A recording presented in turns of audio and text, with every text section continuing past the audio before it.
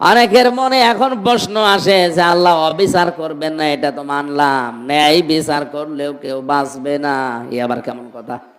হ্যাঁ, কেউ যদি ন্যায় বিচার আল্লাহ পাক করে কারো উপরে, ওর জান্নাতে যাওয়া সম্ভব না। ব্যাখ্যা একটা হাদিস পেয়েছি, নবীজি বলেন বনি ইসরাইলের একজন লোক 1000 বছর ইবাদত করেছিল। ও মনে মনে ভাবছে আমি যা করেছি আমি জান্নাত পেয়ে বসে আছি। মনের এই ধারণা থেকে ঘুমিয়েছে, ঘুমের ভেতরে স্বপ্ন দেখছে কিয়ামত কায়েম হয়ে গেছে। আল্লাহ তাকে ডাক দিয়ে বলছে, বান্দা তোর উপর আমি খুশি আছি, জান্নাতে চলে যা। লোকটার মনের ভেতরে একটু অহংকার বাসা বেঁধেছে। এত কিছু করলাম, আমার সংবর্ধনা দিল না, মারহাবা ওয়েলকাম কিছুই বলে না, শুধু বলছে বান্দা জান্নাতে চলে যা। একটা কথা হইল। আল্লাহ পাক মনের ভাষা বুঝতে পেরে ডাক দিয়ে বলে, ফেরেশতারা জাহান্নামের যেখানে গরম ওঠে ওই গারামা, ওই জায়গা থেকে ওরে একটু ঘোরা। ওই জায়গায় নিয়ে গেছে, পানির পিপাসায় কলিজা ফেটে যায়, বলে ফেরেশতারা একটু পানি দাও। ফেরেশতা বলছে এটা এমন জায়গা না যে ফ্রি পানি দেওয়া হয়, পানি যদি নিতে চাও 500 বছরের ইবাদত আমাদের দিয়ে দেওয়া লাগবে। বলে দিলাম। পানি খাওয়ার পরে প্রসাবের চাপ দিয়েছে, বলছে ভাই একটু ব্যবস্থা করো, জায়গা নেই, ব্যবস্থা করে দিতে পারি, বাকি 500 বছরের ওইটাও দেওয়া লাগবে। আমার জীবনই বাঁচে না, দিয়ে দিলাম। আল্লাহ পাক এবার ডাক দিয়েছে, বান্দা 1 গ্লাস পানি ভেতরে ঢোকালে আর 1 গ্লাস বের করে ফেলে দিলে। এই জন্য 1000 বছরের যত ইবাদত সব দিয়ে দিয়েছো। 1000 বছর দুনিয়ায় তোমার হায়াত ছিল, প্রতিদিন কত গ্লাস পানি পান করেছিলে? কিছুর হিসাব দেওয়া লাগবে না, শুধু 1 গ্লাস করে যদি প্রতিদিন পানি পান করে থাকো, 1000 বছর যত গ্লাস পানি পান করেছো, প্রতি গ্লাসে 500 বছরের ইবাদত দাও, এরপরে জান্নাতে যাও। তাহলে আমরা বুঝলাম কিয়ামতে প্রতিটি মানুষকে আল্লাহ ডাকবে স্রেফ কয়জন করে? আল্লাহর বিচারে কোনো অবিচার নেই, আল্লাহর বিচারে কোনো অবিচার। আরো জোরে বলেন। এটা কল্পনাও করতে পারি না যে অবিচার হবে না, অবিচার নেই। 2 নম্বরে আল্লাহ পাক যদি ন্যায় বিচার করে কেউ বাঁচবে না, জান্নাত তো দূরের কথা। কথা বলেন না কেন? আল্লাহ যদি ন্যায় বিচার কারো করে সে বাঁচবে না। নবীজি মুহাম্মদ রাসূলুল্লাহ মাঝে মাঝে বলতেন, সাহাবীরা কিয়ামতে আল্লাহর বিচার থেকে আমিও মাপ পাবো না যদি আল্লাহর দয়া না পাই। 3 নম্বরে মানুষ বাঁচতে পারবে যদি আল্লাহ মাফ করে দেয়। এজন্য কাবা শরীফ তাওয়াফ করার সময় 6ষ্ঠ চক্করে মানুষ একটা দোয়া পড়ে, আল্লাহুম্মা ইন্না আলাইয়া হুকুকান ফিমা বাইনি ওয়া বাইনিকা। কাবা শরীফ সামনে নিয়ে বলছে, রব্বুল আলামিন তুমি আমার মালিক, আমি তোমার দাস গোলাম। তুমি মালিক হিসাবে গোলামকে অনেক কিছু দুনিয়ায় দিয়েছো, আমার একটা কিছু অপূর্ণ রাখনি। সেই বীর্য থেকে শুরু করে তুমি হামজা বানিয়েছো, আরো সামনে কত কিছু দেওয়ার তোমার বাকি আছে, সব তুমি রব নামের খাতিরে দিতেছো। কিন্তু আমি যে তোমার গোলাম, আমি তোমার দাস, আমি তোমার বান্দা, আজ পর্যন্ত তোমাকে দেখানোর মতো কিছুই দিতে পারিনি। তবে একটা পুঁজি আমার আছে, আল্লাহ তুমি রব হিসাবে আমারে মাফ করে দাও। বিবেক যাদের আছে নিজের দিকে তাকিয়ে ভাবেন, এখনই যদি মারা যান, আল্লাহ পাক যদি ডাক দিয়ে বলে, হামজা 2024 সালের জানুয়ারির 31 তারিখ পর্যন্ত ধরে মাফ করে দিলাম, জবাব দেওয়া লাগবে না, শুধু ফেব্রুয়ারির 1 থেকে 14 এই 14 দিনের হিসাব দিয়ে জান্নাতে যা। আমার তো মনে হয় 14 দিন না 14 ঘন্টারও হিসাব দেওয়া আমার দ্বারা সম্ভব না। আমি আর কি করি বলেন তো? 24 ঘন্টার 18 ঘন্টা আমি গাড়িতে থাকি, অন্তত অন্যান্য কোন গোনা সেরকম আমার স্পর্শ করেই না। আর 3টা বছর তো এক ঘরের ভেতরে ছিলাম, ফাঁসির কন্ডেম ছেলে, ওখানে গোনা করার কোনো সুযোগও নেই। অন্তত এই চিন্তা তো করতে পারি যে এই 3টা বছরে তো একটা গোনাও আমার হয়নি। কারণ একটা ঘরের ভেতরে দিকে 3.5 হাত, এদিকে 2.5 হাত, এই ফাঁসির কন্ডেম সেলের ভেতরে 3টা বছর 24 ঘন্টা তালা লাগানো থাকতো, যোগাযোগ সব বিচ্ছিন্ন। এই 3 বছরে কোরআন পড়া আর জিকির করা ছাড়া অন্য কিছু তো করতেই পারিনি। আমার মাঝে মাঝে একা থাকলে মনে হয় আল্লাহ 14 দিন না 14 ঘন্টারও হিসাব আমার দ্বারা দেওয়া সম্ভব না, যদি তুমি মাফ করে না দাও।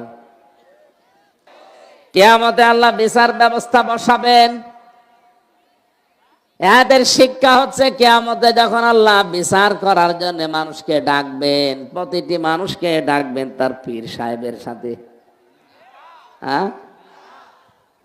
কয়েকদিন আগে কে যেন ঘোষণা দিয়েছে যে কিয়ামতে আমার বাবা দান, আমার দাদা যান, আমার এই পীর সাহেব লক্ষ লক্ষ মুরিদ নিয়ে কিয়ামতে উঠবে। কে বলেছে এটা? ডাহা মিথ্যা কথা। কোরআনে কারীম জানিয়েছে ওয়াকুল্লুহুম আতিহি ইয়াউমাল কিয়ামাতি ফারদা। সূরা মরিয়মের 95 নম্বর আয়াতে আছে, প্রতিটি মানুষকে আল্লাহ কিয়ামতে তার সামনে দাঁড় করাবে, স্রেফ একা একা। কয়জন করে বলেন বলেন? 5টা প্রশ্নের জবাব দেওয়া ছাড়া কেউ আল্লাহর সামনে থেকে সামনেও যেতে পারবে না, পেছনেও যেতে পারবে না, এক কদম আগাবে না, পেছাবে না, জায়গায় দাঁড়িয়ে থাকবে। এই অবস্থা আমাদের জীবনে আসবে না, এজন্য এই আয়াত শোনার দরকার নেই।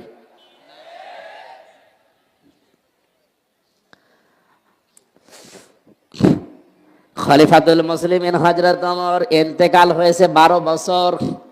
12টা বছর পর তার সন্তান আব্দুল্লাহ স্বপ্নে দেখছে বাবা সুন্দর করে গোসল করে সাদা কাপড় পরে আসতেছে। ডাক দিয়ে বলে, আব্বাজান কোথায় ছিলেন আপনি? এতদিন হয়ে গেল আপনাকে দেখি না। হযরত ওমর বলে, আব্দুল্লাহ 12 বছর আমি দুনিয়ার জীবন ছেড়েছি, মহান আল্লাহ আমাকে হিসাব নেওয়ার জন্য ডাক দিয়েছেন, জবাব দিচ্ছিলাম জীবনের শেষ পর্যন্ত আমি আর পারি না। এই মহান আল্লাহ তার গাফফার নামের খাতিরে আমারে মাফ করে দিয়েছে। এখন আমি জান্নাতের নহর থেকে গোসল করে এই যে পোশাক পরে জান্নাতে যাচ্ছে। সিরাজগঞ্জবাসী একটু মাথা নিচু করে ভাবেন, যারা আকাশের তারকার চাইতে নেকির কাজ বেশি ছিল।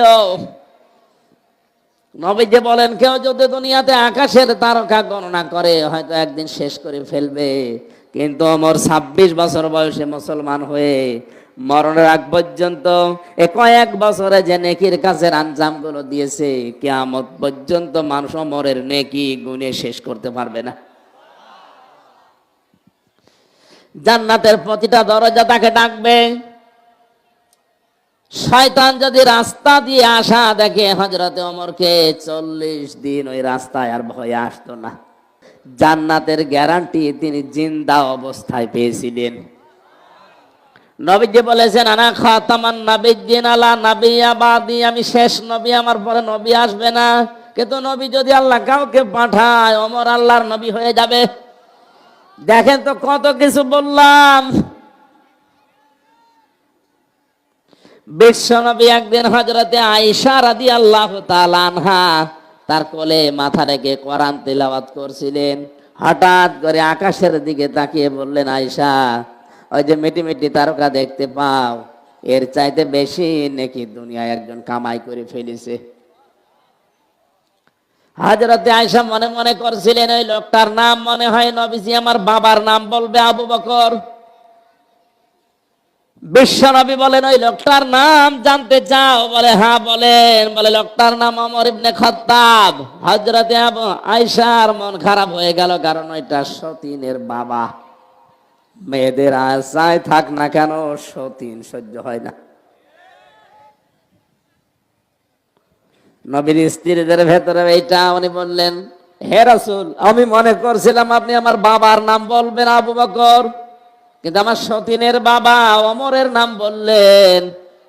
বিশ্বনবী বলেন, মন খারাপ করো না, তোমার বাবা আবু বকর সিদ্দিক।